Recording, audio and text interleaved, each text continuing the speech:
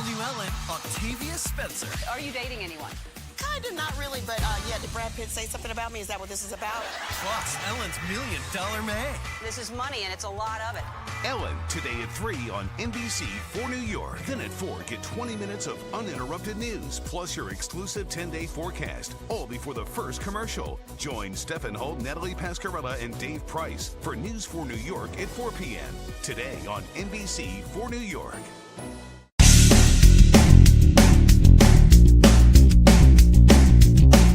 This is No BS Job Search Advice Radio, episode 1465. I'm Jeff Altman, the Big Game Hunter, and welcome to another episode. And today I've got a few of those stupid resume mistakes that I think are doozies. I love that word, doozies.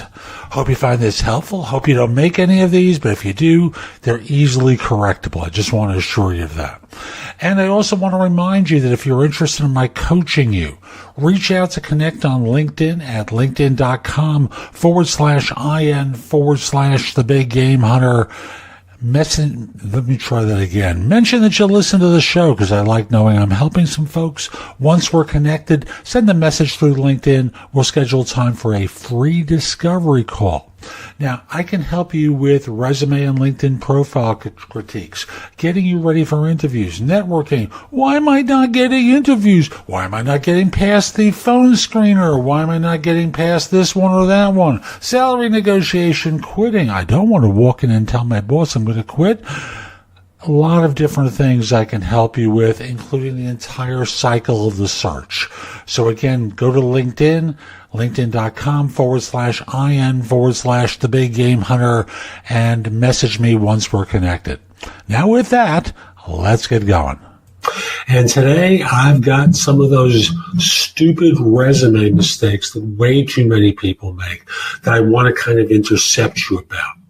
So the first one is, don't write this enormous 10-page or 5-page document. No one's going to read it. No one cares about what you did back in the Stone Ages. Get concise. Think about what the hiring manager is looking for. Focus in on that. Number two is there are instructions about how to submit your resume. If they want a PDF, send them a PDF. If they want a Word doc, send them a Word file. It's really that simple. And make sure your resume demonstrates a fit for the requirements. So often, the standard generic resume that you're going to be submitting does a half-assed job of doing that. Laser in. Focus in on what they are looking for and make sure your resume actually demonstrates the fit, ideally within the first half to 3/4 of the first page. Next, you have an email address that shows that you're a mass murderer. I'm not going to give you examples, but I'm just going to suggest that some people's email addresses are insane. Don't have a stupid email address. Another item that they do is references are available upon request. Everyone knows you're filling in space when you put that and you're trying to balance it out. You are better off putting in 3 lines of information there rather than that stupid statement. And the opposite of that is you actually put references on your resume. What you're unfortunately doing way too often is, especially if you're sending this to a third-party recruiter, you're giving them people that they're going to call and either try to recruit or they're going to try and get referrals to try and fill their position. Yes, you may be a candidate, but they would like to fill the job and they feel better if they have 4 candidates to submit, one of which may or may not include you, and you're giving them leads for people who they might be able to contact. Next, your resume. You decide to design your resume in order to be hot. And if you're not a designer, you really don't know what you're doing. So don't put in a design resume with different fonts and colors and sizes and titles. Just stick to a pretty traditional approach, but with great information that's in the first half to 3/4 of the first page of the resume. Most of you wind up looking as though when you're doing design, You think you have an artistic quality, but you don't. And the result is you look like you're sending a ransom note to people. Don't do that. Okay. Conversely, I'm not a big fan of templates, and I know most readers aren't a big fan of templates. There's a lot of things that get embedded in the templates, particularly in Word, that make a resume look ordinary, and they become difficult to parse if they're inputting it into their applicant tracking system. So resume templates are not ideal because the systems wind up using frames, and again, that interferes with what happens when they try and input it into their system. In addition, if you're not using a template, which I don't want you to do, don't use embedded headers on the resume. And that could include, your name, address, phone number, or page 2 of 2, things along those lines. There's a couple of reasons. One is sometimes the systems have trouble reading that. And if they're inputting your resume into their ATS, sometimes they have trouble parsing what's in there, and they're not going to go back and rekey it. In other words, you're causing a problem for them for government reporting and for a couple of other things. If they can't get into their system, they can't reach back to you at a later date if another position opens up. You want to make that part of it easy. In addition, sometimes when you use embedded headers, things don't line up properly. So suddenly you have page 2 of 2, and a couple of lines down from the top, or it could be on the bottom of page 1, because different versions of Word line up differently. Also, that page 2 of 2 or page 2 of 3, that was a necessity when you were actually sending paper documents. These days, you're sending everything through email. The idea that you're telling people that you have a 3-page resume and they're on the second page isn't necessary anymore. So get rid of that. Just don't embed anything into your resume and do that silly thing about what page they're on.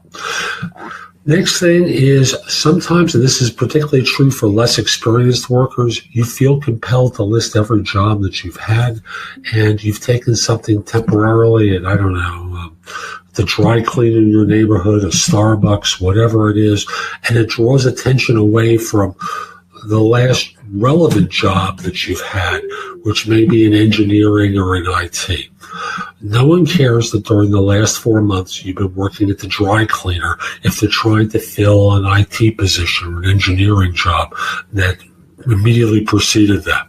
Better to not have it there and have a simple line next to the date of your most recent relevant work, an asterisk, taking them to the end that says, during the time where I've not been working, or I haven't been working in IT, I've been working in a non-IT related function while looking for a position. Don't list your job at the dry cleaner or at the Starbucks. Last dumb thing, too much information, and it's personal information.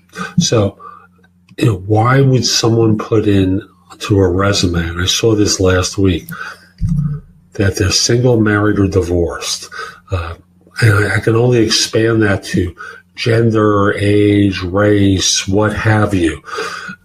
Personal statistics like this are difficult for an employer to handle because it puts them at risk of discrimination accusations. Don't put a picture on your resume either, although I know in some parts of the world that's ideal because you want to show yourself to be a professional-looking individual. On a U.S.-centric resume, don't have a picture, don't have intensely personal information there. So that's today's show. I hope you found it helpful, and if you did, here are a few more ways to get more from me. First of all, visit my website, which is thebiggamehunter.us. I have more than 6,000 blog posts there that you can watch, listen to, or read that will help you find your next job. If you want the best of my advice, join JobSearchCoachingHQ.com, where I've curated information with a focus on interviewing. If you decide to take the lifetime membership at the site, It's $299 currently, but that's the price of a coaching session or an hour of coaching from me, and I'll be giving that to you if you join with a lifetime membership. Have a few questions? Contact me through the Magnify app for iOS or PrestoExperts.com, where you can call me. Schedule a specific time with me through chat on Magnify or by connecting with me on LinkedIn at linkedin.com/IN/The Big Game Hunter. Once we're connected on LinkedIn, you can message me about coaching you, scheduling a time for Magnify or Presto Experts, speak with me about a resume or LinkedIn profile critique, help you with a salary negotiation or my trusted advisor services, and much, much more. Like you, I don't work for free. I do charge for what I do. You can take my classes on Skillshare and become a premium member using the link in the show notes and receive 2 months for free instead of just the one that the site offers. Skillshare offers thousands and thousands of courses, not just simply mine, on a host of different subjects that can help you in many different ways. Lastly, join my group on Facebook called Career Angles. It's free to the first 250 people who join and is focused on helping you do better at work. Information is shared daily, and we're attempting to build a supportive group there. Ask to join. I'm not letting recruiters in at this point. So I'll be back tomorrow with more, and in the meantime, I hope you have a great day. Be great!